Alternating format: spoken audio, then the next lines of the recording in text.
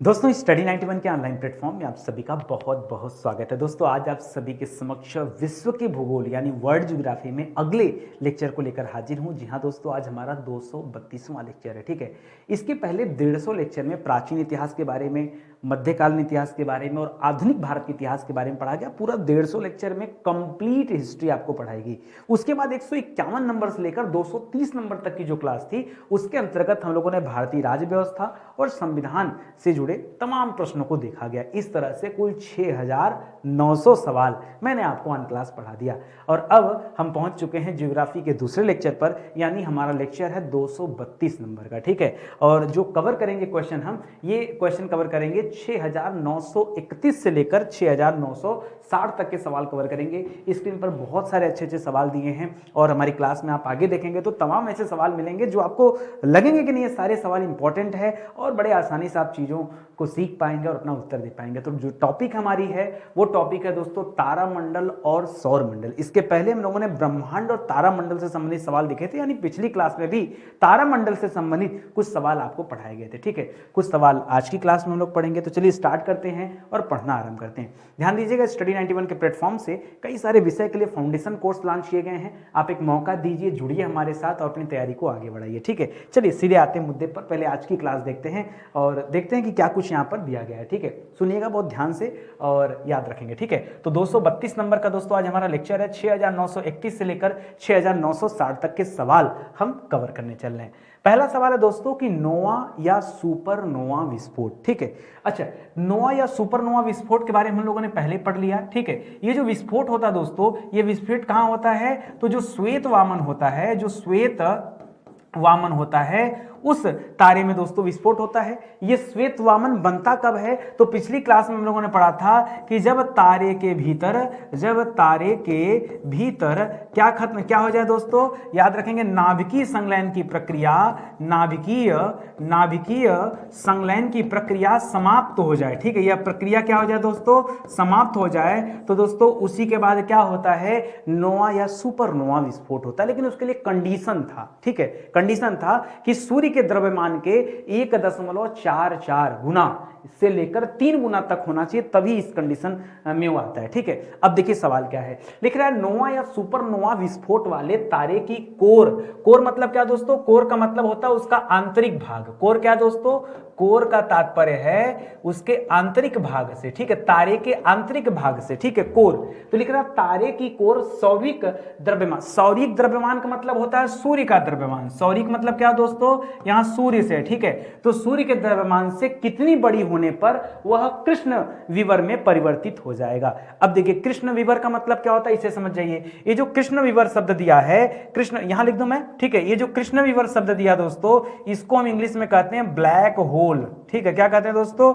Black माने हो जाएगा कृष्ण और विवर का मतलब क्या हो जाता है दोस्तों? होल हो जाता है। ठीक है, तो ब्लैक होल, तो हमारी अंग्रेजी थोड़ी सी गुलाबी है, समझ लीजिएगा। ठीक है, मुझे लगता है होल में ये होना चाहिए ना, WHOLE, देख लीजिएगा एक बार जो भी हो। ठीक है, तो ये ब्लैक होल की बात करते हैं। ठीक है, तो ये कृष्ण विवर बन जाता है, याद रखेंगे। तो लिख रहा है जो कृष्ण विवर में परिवर्तित हो जाएगा, लेकिन वो सूर्य के द्रव्यमान का कितना होना चाहिए दोस्तों? पहले मैंने बताया था अगर 1.44 से लेकर 3 के भीतर है तब तो दोस्तों अलग कंडीशन, वो न्यूट्रॉन तारा बनता है। ध्यान दीजिएगा, मैंने कल की क्लास में आपको बताया था कि यदि सूर्य के द्रव्यमान से 1.44 गुना से लेकर 3 गुना तक है, ठीक है, इसके भीतर है, तब वो क्या बनेगा दोस्तों? तब वो न्यूट्रॉन तारा बनता है। क्या बनता है दोस्तों? वो न्यूट्रॉन तारे का रूप ले लेता है। और जो न्यूट्रॉन तारा तेजी से घूमता है उसे हम क्या कहते हैं? पल्सर कहते हैं। न्यूट्रॉन तारा उसे कहते हैं जिसके सारे इलेक्ट्रॉन प्रोटॉन न्यूट्रॉन में परिवर्तित हो गए हों।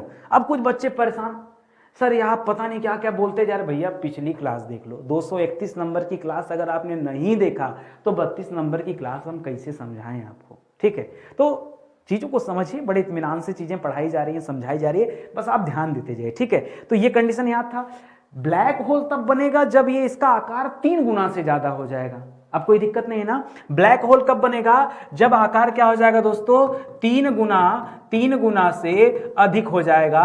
3 गुना से अधिक। किसका 3 गुना? तो सूर्य के द्रव्यमान का 3 गुना। सूर्य के द्रव्यमान के 3 गुना से अधिक यदि हो जाएगा तब दोस्तों क्या कहलाएगा, वो ब्लैक होल बनाएगा। अगला सवाल देखिए, लिख रहा है सौरिक द्रव्यमान की वह सीमा क्या कहलाती है जिसके अंदर के तारे श्वेत वामन बने रहते हैं और जिसके ऊपर के द्रव्यमान वाले तारे न्यूट्रॉन स्टार या फिर कृष्ण विवर में परिवर्तित हो जाते हैं। ठीक है, तो देखिए वह सीमा कहलाती है चंद्रशेखर सीमा। उस सीमा को क्या कहते हैं दोस्तों, उस सीमा को कहते हैं चंद्रशेखर सीमा, क्योंकि इसकी खोज किसने किया था, भारतीय वैज्ञानिक थे दोस्तों, भारतीय मूल के चंद्रशेखर जी ने इसकी खोज किया था। तो ये कंडीशन बनता है। ठीक है, और 2 चीज आप यहां पर याद रखेगा, चंद्रशेखर जी ने कहा भैया 1.44 से लेकर यदि 3 गुना तक का मामला है तब तो यह क्या बनेगा दोस्तों, तब तो यह न्यूट्रॉन तारा बनता है। क्या बनता है, न्यूट्रॉन तारा बनता है। लेकिन यदि 3 गुना से अधिक का मामला है, 3 गुना से अधिक का मामला है, तब यह क्या बनता है दोस्तों, तब यह ब्लैक होल बनता है। यही 2 मामले थे।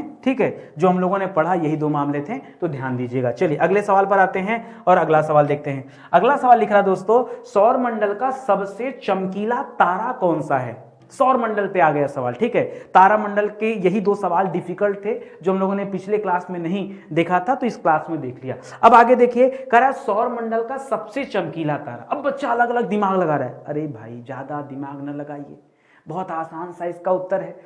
सौर मंडल की बात कर रहा है और सौर मंडल में सूरज और सूरज के साथ उसके 8 ग्रह, 9 ग्रह नहीं, 9 ग्रह नहीं। ठीक है, 9 ग्रह हमारे पुराणों में वर्णित है, लेकिन वो 9 ग्रह अलग अलग हैं। हमारे सौर मंडल में 8 ग्रह। एक जमाना था जब 9 ग्रह भी थे, वर्ष 2006 के पहले 9 ग्रह थे, लेकिन 2006 में एक ग्रह को बौना ग्रह बता करके उसे ग्रहों की श्रेणी से हटा दिया गया। ठीक है, आप पढ़ते होंगे अरुण वरुण यम, ये जो यम था उसको बाहर भगा दिया गया। ठीक है, तो बचे दोस्तों केवल 8 ग्रह। तो सौर मंडल में केवल सूर्य ही तारा है। ठीक है, और आपसे किसके बारे में पूछ रहा है, तारे के बारे में पूछ रहा है। तो याद रखेगा सौरमंडल का सबसे चमकीला तारा कौन है दोस्तों, तो स्वयं सूर्य है, क्योंकि सूर्य के अलावा हमारे सौरमंडल में कोई दूसरा तारा है ही नहीं।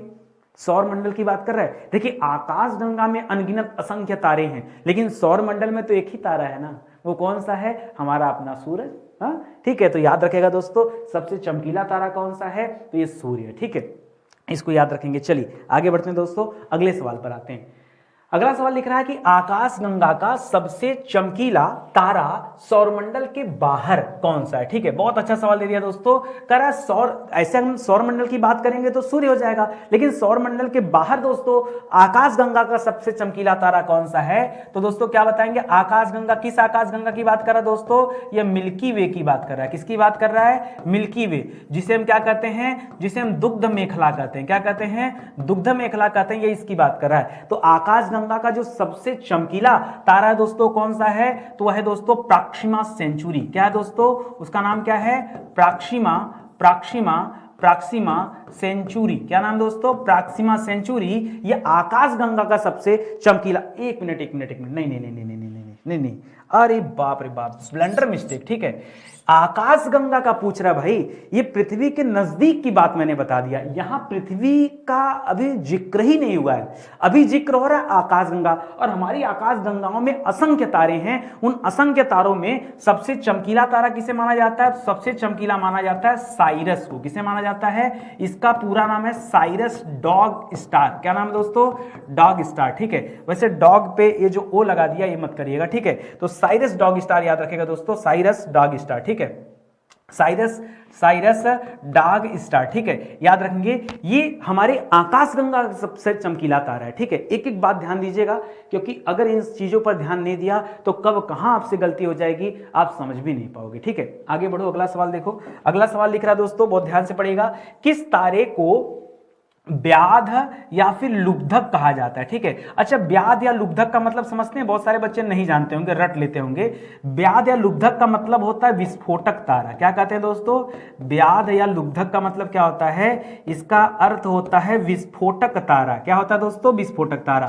तो दोस्तों किसे विस्फोटक तारा कहते हैं, तो यही जो साइरस डॉग स्टार है दोस्तों, इसी को क्या कहते हैं, साइरस डॉग स्टार को ही क्या कहते हैं दोस्तों, इसी को विस्फोटक तारा का दर्जा भी दिया जाता है या कहा जाता है, ये आप लोगों को नहीं पता होगा, ठीक है, तो इसको भी याद रखिएगा। चलिए आगे बढ़ते हैं, अगले सवाल पर आते हैं। अगला सवाल लिख रहा है कि सूर्य के बाद पृथ्वी के सबसे निकट का तारा कौन सा है, ठीक है। अगर हम बात करेंगे दोस्तों पृथ्वी के सबसे निकट का, तो सबसे निकट तो दोस्तों सूर्य है। अच्छा, सूर्य और पृथ्वी के बीच में दूरी कितनी है, जो निकट की बात कर रहा कितनी दूरी है, तो याद रखेंगे दोस्तों सूर्य और पृथ्वी के बीच की दूरी है 15 करोड़ किलोमीटर। कितना दोस्तों, 15 करोड़ किलोमीटर। कितना दोस्तों, 15 करोड़ किलोमीटर दूर है दोस्तों ये सूर्य हमारी पृथ्वी से। और सूरज का जो प्रकाश है यह पृथ्वी तक पहुंचने में दोस्तों कितना समय लगता है, तो याद रखेगा 8 मिनट का समय लगता है। कितना समय लगता है, 8 मिनट, या कभी कभी सेकंड में दे देता है, तो याद रखेगा 500 सेकंड भी परीक्षा में दे देता है। तो 8 मिनट या 500 सेकंड दोनों जवाब हो सकते हैं, ठीक है। आइए अपने मुद्दे पे आते हैं। करा सूर्य के बाद पृथ्वी के सबसे निकट का दोस्तों तारा कौन सा है। अब हम नाम लेंगे प्रॉक्सिमा सेंचुरी का। किसका नाम लेंगे दोस्तों, अब हम नाम लेंगे प्रॉक्सिमा सेंचुरी का, ठीक है, क्योंकि ये सबसे निकट का तारा है, पृथ्वी के सबसे नजदीक का तारा है, ठीक है। और ऊपर जो हमसे पूछा था, क्या पूछा था, वो पूछा था आकाश गंगा का सबसे चमकीला तारा, तो याद रखेंगे वो साइरस डार्क स्टार था, ये आप याद रखेंगे, ठीक है। चलिए आगे बढ़ते हैं, अगले सवाल पर आते हैं। मजा आ रहा होगा पढ़ के ना, देखिए इसी तरह से पढ़ना है भाई, ठीक है। हम लोग जो हमने आपको 230 लेक्चर 231 लेक्चर पीछे दिया ना, इसी तरह से एक एक टॉपिक पर एक एक मुद्दों पर बड़े इत्मीनान से चर्चा किया गया। कई सारे बच्चे कहते हैं सर आप तो लाइव ही नहीं है, मजा नहीं आता। देखिए डिसाइड करना पड़ेगा आपको कि आपको मजा लेना है या सीखना है। इतने प्रेम से, इतनी मोहब्बत से आप ढूंढेंगे, कोई मिलेगा नहीं सिखाने वाला, और फ्री में शिक्षा मिले तो यार ग्रहण कर लो। बहुत खुश नसीब हैं आप कि एक प्लेटफॉर्म मिला है हमें जहां पर हम एक दूसरे से इंटरेक्ट हो पा रहे हैं, और हम भी बहुत खुश नसीब हैं कि हम आप तक पहुंच पाए। हाँ, चलिए आगे बढ़ते हैं, अगला सवाल देखते हैं। लिख रहा प्रॉक्सिमा सेंचुरी के बाद पृथ्वी के सबसे निकट का तारा कौन सा है, ठीक है। तो अभी याद रखेगा, अगर हम पृथ्वी की बात करें, ठीक है, आइए हम एक साथ आपको एक ग्राफ बना के दिखा देते हैं। अगर हम पृथ्वी की बात करें कि पृथ्वी के निकट का तारा है कौन कौन सा, ठीक है, निकटतम तारा दोस्तों कौन कौन सा है, तो याद रखेगा नंबर 1 पर कौन सा आता है दोस्तों, तो नंबर 1 पर याद रखेंगे सूर्य आता है, कोई दिक्कत नहीं ना। नंबर 2 पर दोस्तों कौन सा आता है, तो नंबर 2 पर प्रॉक्सिमा सेंचुरी आता है। कौन सा आता है, प्रॉक्सिमा सेंचुरी आता है, ये तो 2 नंबर है। और अभी आपसे पूछ रहा है कि प्रॉक्सिमा सेंचुरी के बाद पृथ्वी के सबसे निकट का तारा कौन सा है, यानी तीसरे नंबर पे दोस्तों हम किसका नाम रख सकते हैं, तो याद रखिएगा तीसरे नंबर पे जो नाम रखते हैं वो नाम है अल्फा सेंचुरी का। किसका नाम है दोस्तों, अल्फा सेंचुरी का नाम है, ठीक है। अल्फा सेंचुरी ये प्रॉक्सिमा सेंचुरी के बाद सबसे निकटतम तारा है पृथ्वी का, ठीक है। तो इसको याद रखिएगा, असंख्य तारों में सबसे नजदीक कौन है, 1 2 3 तो याद रखिए, ठीक है। आगे बढ़िए, लिख रहा नीला रंग के बाद कौन सा रंग सर्वाधिक तापमान को दर्शाता है, ठीक है। नीले रंग के बाद दोस्तों सबसे ज्यादा टेम्परेचर किस क्या होता है दोस्तों, तो अगर हम सर्वाधिक तापमान की बात करेंगे तो इसमें नंबर 1 पर कौन सा होता है दोस्तों, कल वाली क्लास में भी मैंने आपको सिखाया था, सबसे पहले होता है नीला रंग। दूसरे नंबर पर कौन सा होता है दोस्तों, पीला रंग। और तीसरे नंबर पे कौन सा होता है दोस्तों, लाल रंग, ठीक है। और चौथे नंबर पे क्या हो जाता है दोस्तों, तो चौथे नंबर पे क्या हो जाता है, तारे की मृत्यु हो जाती है। क्या हो जाती है दोस्तों, तारे की मृत्यु हो जाती है, ठीक है। ये दोस्तों इसका आखिरी स्टेज है। तो हमें जो देखना है टेम्परेचर, वो दोस्तों यहीं तक टेम्परेचर होता है, या तो नीला, या तो पीला, या तो लाल। मैंने आपको बताया भी था दोस्तों, अगर हम नीला तारा की बात करें तो नीले तारे का एग्जांपल कौन सा दोस्तों, तो मैंने आपको बताया था रीजल तारा। कौन सा दोस्तों, रीजल तारा जो है दोस्तों ये नीले तारे का एग्जांपल है। इसी तरह से दोस्तों अगर हम पीला तारा की बात करें कि पीला तारे का एग्जांपल कौन सा है, तो याद रखेगा जो हमारा सूर्य है, ठीक है, ये किसका एग्जांपल दोस्तों, ये एक पीला तारा है। कई बार आपको महसूस नहीं होता होगा सर कैसे, दिखने को मिल जाता तो बड़ा आनंद आता है, ये आपकी इच्छा पूरी करते हैं, ठीक है। दिखाता हूं आपको, ये दोस्तों हमारा सूर्य, क्या कहते हैं, ठीक है।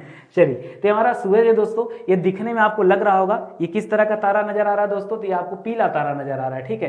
तो ये सूर्य अपने टेम्परेचर की वजह से दोस्तों ये इस रंग का नजर आ रहा है। और ये जो डार्कनेस आपको दिख रहा है जगह जगह, ठीक है, ये डार्कनेस दोस्तों कई बार इसे सौर्य धब्बे के रूप में जाना जाता है। जहां सौर्य धब्बा होता है वहां पर टेम्परेचर बहुत कम होता है, ठीक है। सौर्य धब्बे पर माना जाता है कि टेम्परेचर कहां तक चला जाता है, ये टेम्परेचर दोस्तों 1500 डिग्री सेल्सियस तक आ जाता है। वरना अगर बाहरी बाहरी हिस्से की बात करें तो सूरज के बाहरी हिस्से का जो टेम्परेचर है, ठीक है, ये जो बाहरी हिस्सा दोस्तों, इसका जो टेम्परेचर है ये माना जाता है दोस्तों 6000 डिग्री सेल्सियस, ठीक है। लेकिन जहां जहां पर दोस्तों सौरिक धब्बे बने होते हैं, सौर धब्बे जहां पर होते हैं, क्या होते हैं दोस्तों, जहां पर सौर धब्बे बने होते हैं, इन सौर धब्बों में जो टेम्परेचर होता है सूर्य का वो कितना हो जाता है, घट करके 1500 डिग्री सेल्सियस तक आ जाता है, ठीक है। ये अंतर है, तो इस बातों को भी याद रखेंगे, ठीक है। आइए पीछे देखते हैं, यहां हम जो बातें कर रहे थे ये पढ़ लेते हैं, समझ में आ गया ना। चलिए आगे बढ़ते हैं। अगला सवाल लिख रहा है कि तारों के वे समूह क्या कहलाते हैं जिनकी एक विशेष आकृति होती है, ठीक है।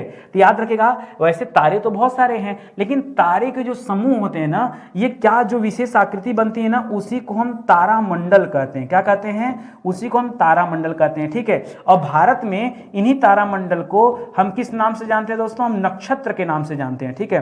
ये जो तारामंडल है इन्हीं को हम क्या कहते हैं, नक्षत्र के नाम से जानते हैं। तो जो विशेष आकृति होती है दोस्तों, ये क्या कहलाती है, तारामंडल कहलाती है। एक सवाल आपसे पूछता हूं मैं, सबसे बड़ा तारामंडल का नाम क्या है? मान लीजिए परीक्षा में कभी आपसे पूछ दे कि सबसे बड़ा तारामंडल कौन सा है, तो आप क्या जवाब देंगे? सुनिएगा सवाल, ठीक है। सबसे बड़ा तारामंडल, सबसे बड़ा तारामंडल दोस्तों कौन सा, अगर सवाल बने तो क्या बताएंगे? याद रखेगा, सबसे बड़ा तारामंडल का नाम है हाइड्रा। क्या नाम है दोस्तों? हाइड्रा तारामंडल जो दोस्तों ये सबसे बड़ा तारामंडल है। ये सवाल आपको अलग से ध्यान देना पड़ेगा, ठीक है। चलिए आगे बढ़ते हैं दोस्तों, अगले सवाल पर आते हैं, ठीक है। अगला जो सवाल है वो लिख रहा है कि किस तारामंडल की आकृति भालू से मिलती जुलती है, ठीक है। भालू से मिलने के कारण ही दोस्तों इसे क्या कहते हैं दोस्तों, इसे ग्रेट बियर भी कहते हैं। क्या कहते हैं? GREAT, great. और बियर का मतलब क्या हो जाता है? भालू, ठीक है।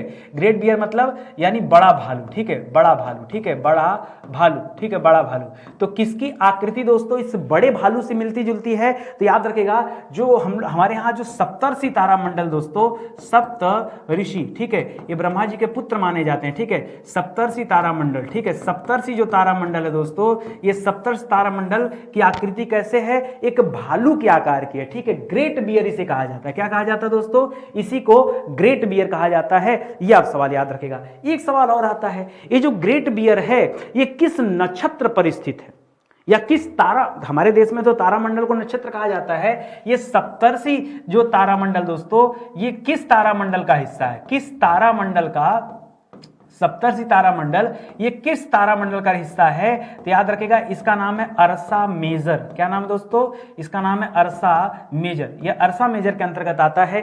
कई जगह किताबों में अर्सा मेजर को आकाशगंगा मान लिया गया, लेकिन ऐसा नहीं है, ठीक है। आकाशगंगा कैसे हो जाएगा, ठीक है। इसका मतलब सप्तर्षि तारामंडल तो आसमान में दिखते हैं, तो क्या आकाशगंगा दिखती? नहीं, आकाशगंगा नहीं है। कई जगह माना गया है, आकाशगंगा मानना ठीक नहीं, वो एक तारामंडल का नाम है। सप्तऋषि 7 तारों का समूह है, इसलिए उसे सप्तऋषि तारामंडल कहा गया, ठीक है। ये अर्सा मेजर नामक तारामंडल में स्थित है, ये आप जान दीजिएगा, ठीक है। और उसकी जो आकृति बनती है वो भालू के आकार की होने के कारण उसे ग्रेट बियर नाम दिया गया, ठीक है। तो कॉन्सेप्ट आपका क्लियर हो गया ना। चलिए आगे बढ़ते हैं। अगला सवाल दे रहा है कि अंतरराष्ट्रीय खगोल विज्ञान संघ, जिसे इंटरनेशनल एस्ट्रोनॉमिकल यूनियन के नाम से जाना जाता है, लिख रहा है इसके अनुसार आकाश में कुल कितने तारामंडल हैं? तो याद रखेगा दोस्तों, आकाश में कुल 89 तारामंडल है, 89। कई जगह किताबों में आपको 88 मिल जाएगा, अपडेट हो जाइए। अब दोस्तों कितने तारामंडल हो गए? तो वर्तमान में कुल 89 तारामंडल है, ये आप ध्यान रखेंगे, ठीक है। ये चीज याद रखेगा। अच्छा, पीछे दोस्तों एक तारामंडल मैंने आपको बताया जिसमें हमने रीजल तारे का नाम लिया था, ठीक है, रीजल तारा, ठीक है, रीजल तारा। आपने पढ़ा भी था कि रीजल तारा किस प्रकार का तारा है दोस्तों? ये नीला तारा, मतलब इसके पास बहुत ज्यादा टेम्परेचर है, ठीक है। अगर मैं आपसे पूछूं ये रीजल तारा किस तारामंडल का हिस्सा है? अच्छा, कई बार बच्चों को लगता नहीं क्या है फालतू की क्लास चल रही है। देखिए, सवाल पढ़ाने का अपना अपना तरीका होता है। फालतू का है तो 30 में 30 नंबर पाके दिखाइए, तो समझ में आ जाएगा कि भाई फालतू का है। आप कॉपी कलम लेके बैठो ना, आप कॉपी कलम लेके बैठो, केवल क्वेश्चन नंबर डालो कि पहले नंबर के क्वेश्चन का आंसर क्या है, क्या आपको जवाब पता है, यस नो, ठीक है।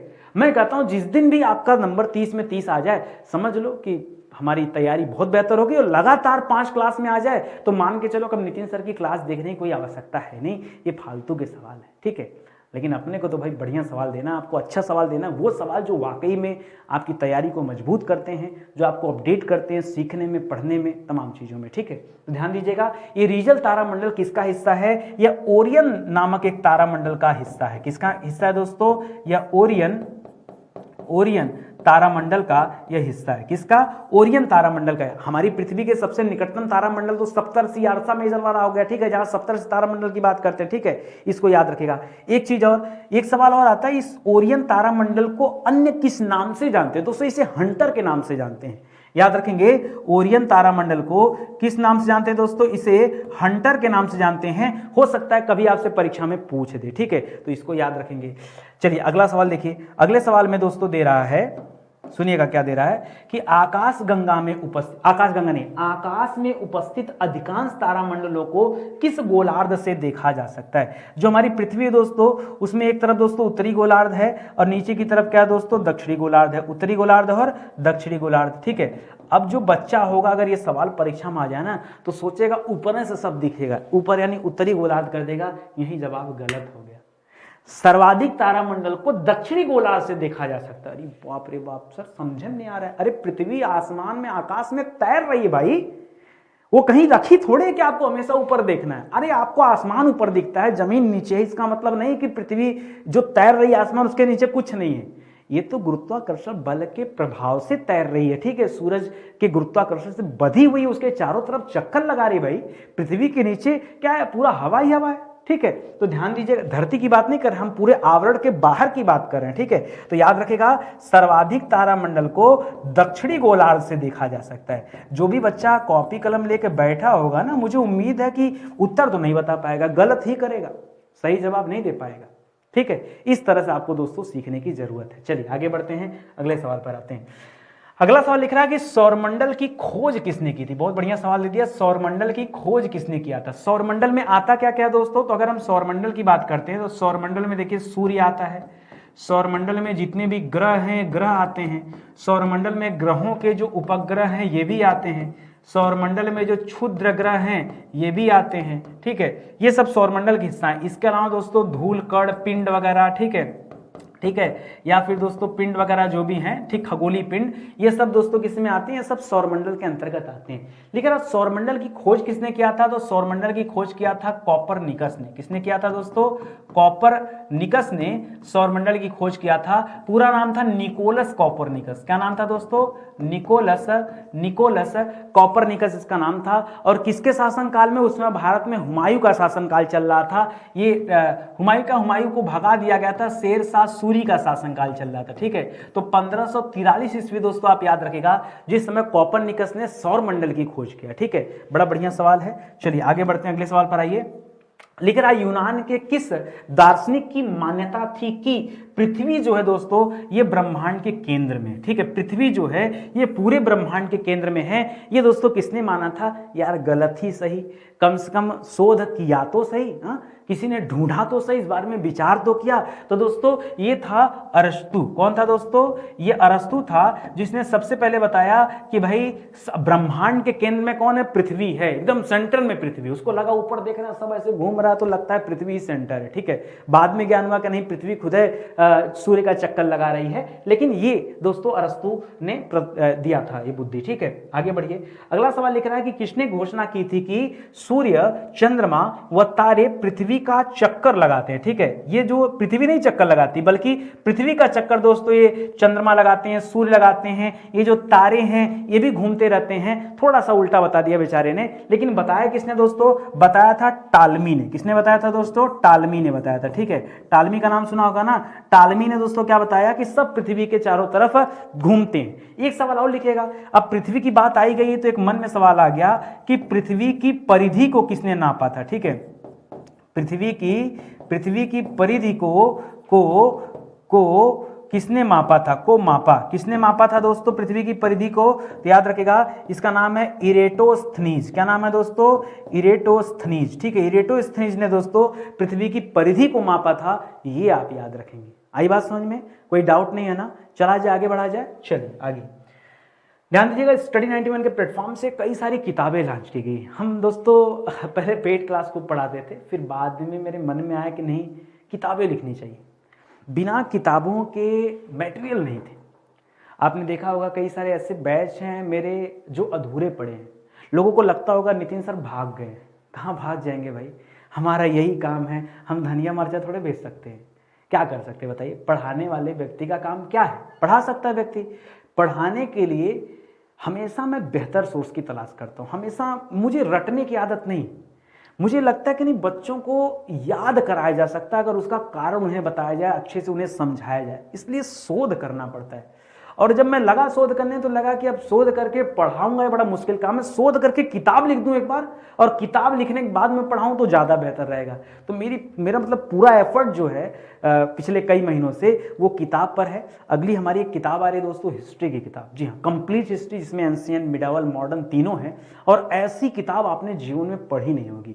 आपको विश्वास दिलाना चाहूँगा, ये किताब इतनी शानदार है कि आप तारीफ करें ना करें, लेकिन आपके माँ बाप अगर उस किताब को पढ़ लिए ना तो वो तारीफ करेंगे कि सर क्या गजब की किताब लिखी है, वाकई जो भारतीय संस्कृति है उसे किसी ने उजागर किया। जबरदस्त किताब है, आप लीजिएगा जरूर से। आ जाएगा तो यहाँ मैं कवर पेज वगैरह बन जाए तो यहाँ अपडेट कर दूंगा, ठीक है। चलिए, अभी भी किताबें आप ले सकते हैं, तो ये हमारा हेल्पलाइन नंबर दोस्तों, ठीक है, इस पर कॉल करके आप ले सकते हैं या फिर वेबसाइट एप्लीकेशन पर डायरेक्ट विजिट करके ले लीजिए, कोई दिक्कत तो है नहीं। चलिए आगे बढ़ते हैं। लिख रहा है, सर्वप्रथम किसने पता लगाया कि सूर्य सौरमंडल का केंद्र है? ठीक है, हमारा जो सौरमंडल है इसके केंद्र में कौन है दोस्तों? सूर्य। और यही क्या दोस्तों? यही सर्वथा सत्य है, ठीक है। यही क्या है? यही सर्वथा सत्य, यानी किसी ने, बड़े समझदार व्यक्ति ने इसकी खोज कर दिया कि भाई सौरमंडल के सेंटर में सूर्य है, न कि कोई और है, ठीक है। और ये किसने किया दोस्तों? तो वही जो निकोलस कॉपरनिकस था, ठीक है, निकोलस कॉपरनिकस जो था दोस्तों, उसी ने यह बताया। सर अभी तो आपने पीछे बताया था कि निकोलस कॉपरनिकस ने सौरमंडल की खोज किया था। किसकी खोज किया था? सौरमंडल की खोज किया था। और सर आपने तो ये भी बताया कि शेरशाह सूरी के शासन काल में खोज हुआ था, ठीक है।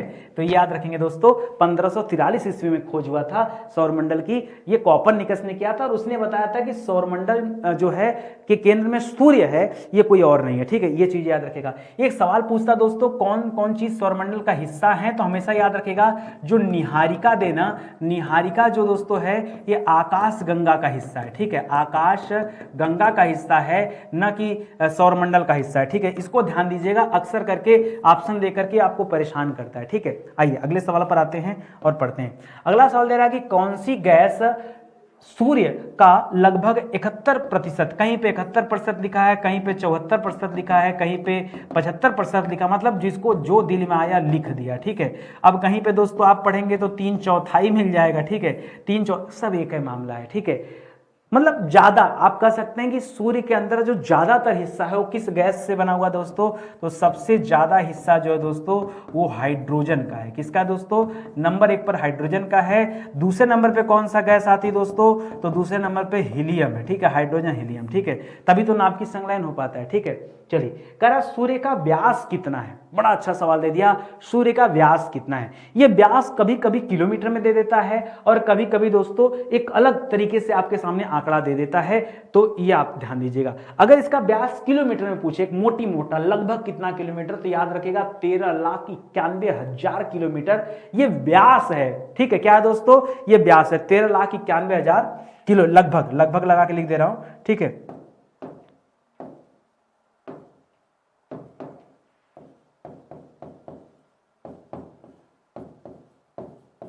92,000 लिख लीजिए, मन कर रहा है, 13,92,000 किलोमीटर, ठीक है दोस्तों। कभी कभी ये आंकड़ा दे देता है या कभी कभी दोस्तों इसको गुणे में करके दे देता है, ठीक है, या फिर पृथ्वी के कंपैरिजन में पूछ लेता है भाई पृथ्वी से कितना, तो कभी अगर ऐसे पूछ दे तो बताइए कि पृथ्वी के 109 गुना, पृथ्वी के कितना? 109 गुना के बराबर, 109 गुना के बराबर, यानी जितनी हमारी पृथ्वी है ना 109 पृथ्वी मिलेगी तो एक सूरज का निर्माण करेगी। बाप रे बाप, इतना बड़ा सूरज है, हाँ इतना बड़ा सूरज है, ठीक है, ध्यान दीजिएगा।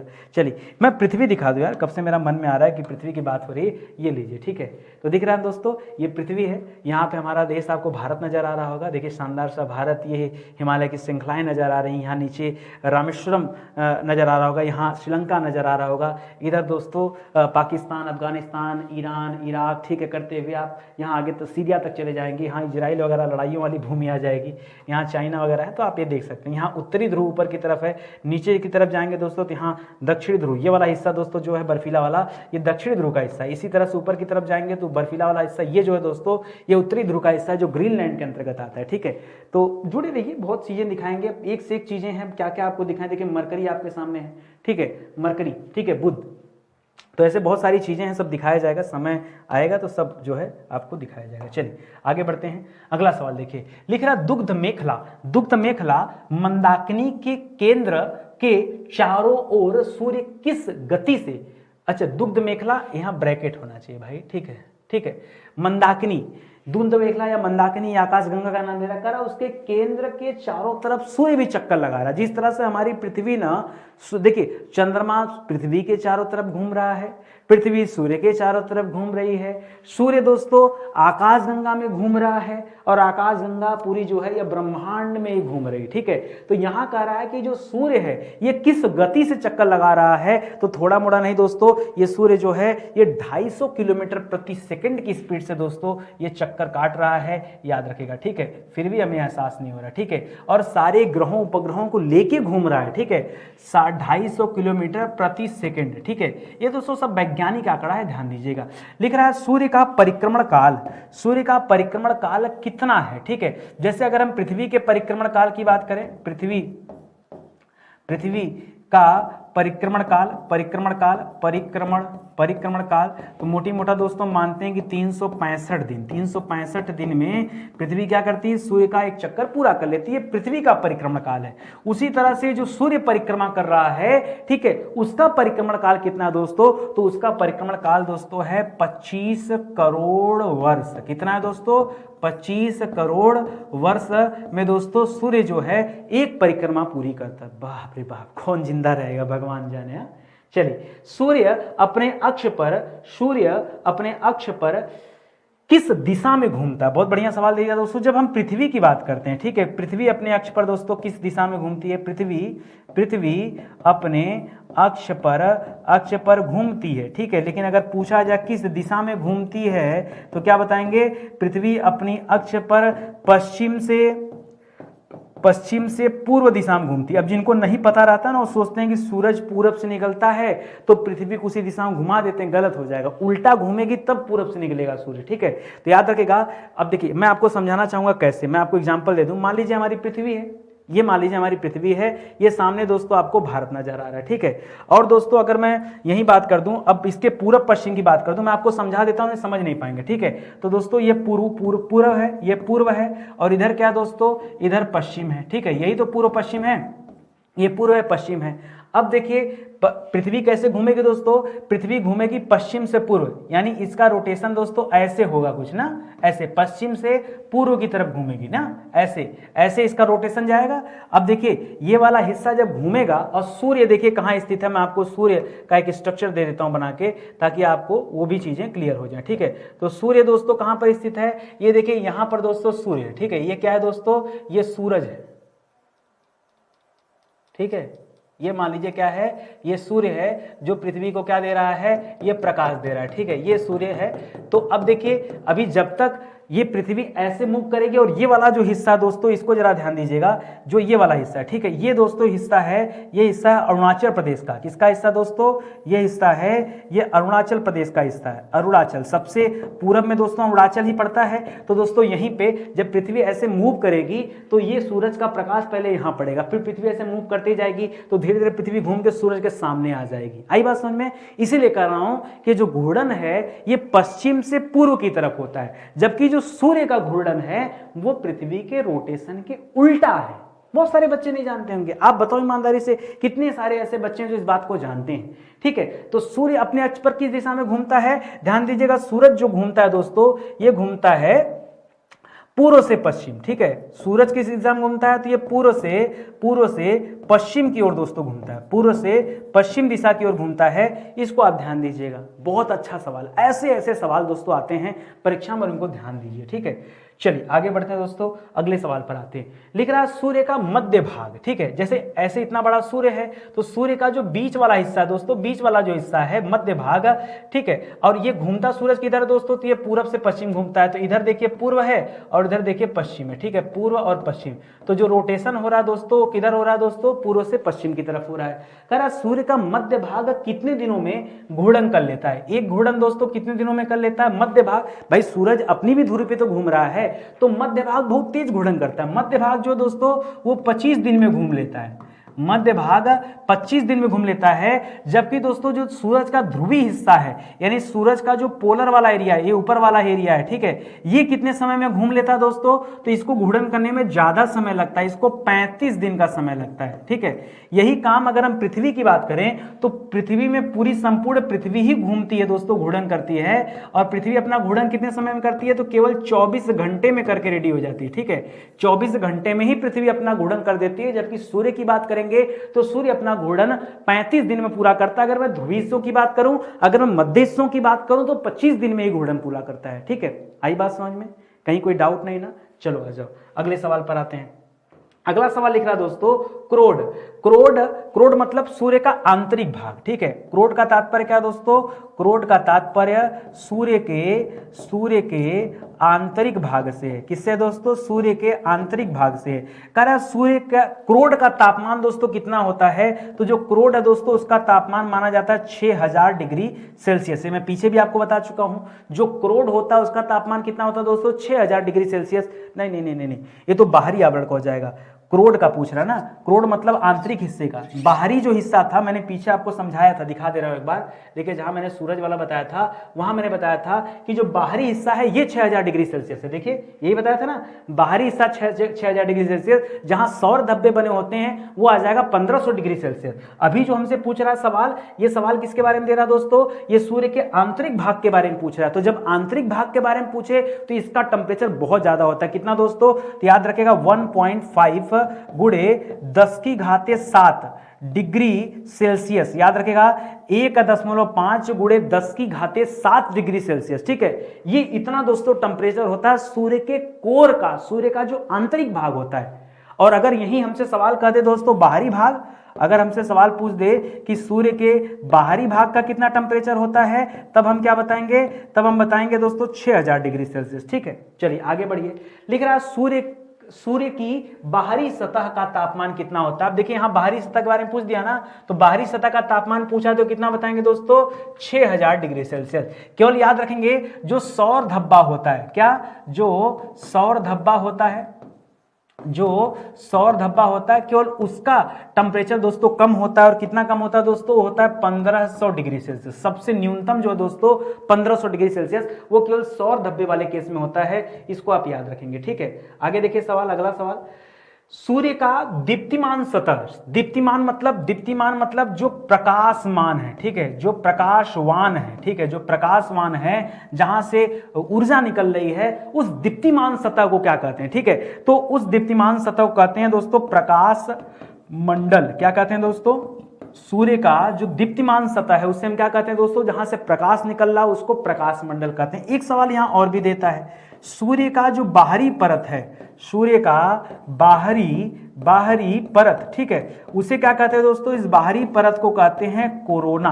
क्या कहते हैं दोस्तों, कोरोना कहते हैं। क्या कहते हैं दोस्तों, जो सूर्य का बाहरी परत है उसे कोरोना कहते हैं, जो सूर्य का दीप्तिमान सतह है उसे प्रकाश मंडल कहते हैं, ठीक है। आगे बढ़िए। सूर्य द्वारा प्रकाश का अवशोषण कर लेने के कारण सूर्य के किस भाग के किनारे प्रकाशमान नहीं होते, ठीक है। सूर्य का देखिए, सूर्य अपने ही प्रकाश को एब्जॉर्ब कर लेता है, इतना ज्यादा ऊर्जा निकलता है और इतना ज्यादा गुरुत्वाकर्षण इसके पास है कि यह अपने ही प्रकाश को क्या कर लेता, अवशोषित कर लेता। आपको एक बात मैं बताऊंगा, आप भरोसा ही नहीं करोगे तो गूगल सर्च कर लेना, तब भरोसा करोगे ना। सुना, सूर्य जितना प्रकाश निकालता है, आप जानते हैं कि सूर्य का प्रकाश पृथ्वी तक पहुंचने में कितना समय लगता है दोस्तों, पृथ्वी तक पहुंचने में कितना समय लगता है, तो हमने आपको बताया कि 8 मिनट का समय लगता है।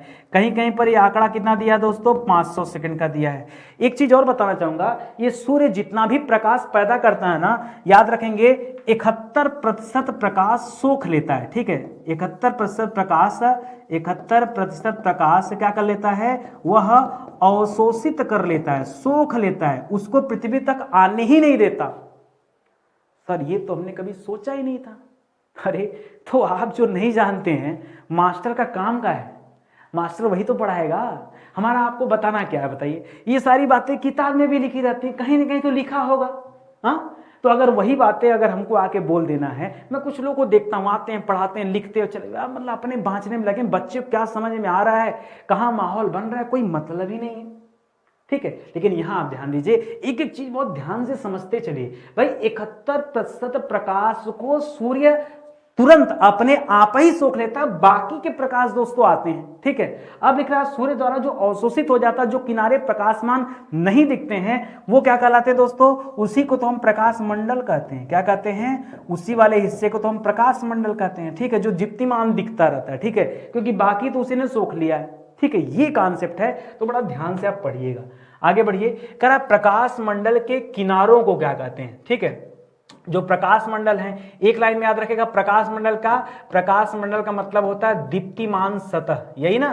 प्रकाश मंडल का तात्पर्य क्या दोस्तों, दीप्तिमान सतह। कह रहा प्रकाश मंडल के जो किनारे होते हैं, उन किनारों को क्या कहा जाता है दोस्तों, तो इन किनारों को कहा जाता है वर्णमंडल। क्या कहा जाता है दोस्तों, उन किनारों को क्या कहा जाता है, प्रकाश मंडल के जो किनारे होते हैं उन्हीं को क्या कहा जाता है, वर्णमंडल कहा जाता है। लिख रहा सूर्य ग्रहण के समय सूर्य के दिखाई देने वाले भाग को क्या कहते हैं, ठीक है। सूर्य, जैसे मान लीजिए सूर्य है, ठीक है, अब पूरा सूरज नहीं दिखता है, ठीक है, उसके ऊपर छाया पड़ने लगता है, ठीक है, चंद्रमा की छाया पड़ने लगती है, तो खाली सूर्य का बाहरी आवरण दिखता है, ठीक है, और बाकी का छिप जाता है। तो सूर्य ग्रहण के समय सूर्य का जो हिस्सा दिखाई देता है उसी को क्या कहते हैं, उसी को कहते हैं सूर्य किरीट। क्या कहते हैं दोस्तों, सूर्य किरीट। इसको सूर्य का मुकुट भी कहते हैं। क्या कहते हैं, मुकुट, ठीक है, याद रखेंगे, फिलहाल सूर्य किरीट याद रखेगा। लिख रहा है सूर्य किरीट कौन सी किरणें उत्सर्जित करता है, तो जब सूर्य किरीट होती है दोस्तों तो वह एक्स रेज निकालता है, ठीक है। इसलिए कहा जाता है नंगी आंखों से सूर्य ग्रहण नहीं देखना चाहिए, उसका प्रभाव पड़ता है। क्या होता है, उसका प्रभाव पड़ता है, ठीक है। इस कारण दोस्तों उसमें से एक्स रेज निकलती हैं। तो आई बात समझ में आपको, मुझे लगता है पर्याप्त समझ में आ गया होगा। आज की क्लास दोस्तों ये समाप्त होती है। जितने शिद्दत के साथ मैं ये वाली क्लास पढ़ा रहा हूं, उतनी ही शिद्दत के साथ आपको इतिहास की क्लास पढ़ाई गई है, संविधान की क्लास पढ़ाई गई है। अगर इतना कुछ फ्री मिलने के बाद भी आपने नहीं सीखा, नहीं पढ़ा, तो आप सोचो फिर क्या मिलने वाला है। आप जहां भी पढ़े होंगे, बचपन से लेकर आज तक जहां भी पढ़े होंगे, आपको क्लास पढ़ने के बाद लगा होगा कि वाकई सर आप सही कर रहे हैं कि इतनी शिद्दत के साथ नहीं पढ़ाया गया, ठीक है। आइए, बहुत सारे बैच हैं, बहुत सारे कोर्सेज हैं, ऑनलाइन किताबें मिल जाएंगी आपको, हमारे ई बुक मिल जाएंगे, ठीक है। तो ये सारी चीज़ों से आप जुड़िए और अपनी तैयारी को आगे बढ़ाइए, ठीक है। मिलते हैं दोस्तों अगले लेक्चर में, तब तक के लिए बहुत बहुत धन्यवाद आप सभी का। लेक्चर से जुड़े रहिए दोस्तों, बस यही निवेदन आप सभी से, ठीक है। चलिए, थैंक यू सो मच। जय हिंद, जय भारत, धन्यवाद।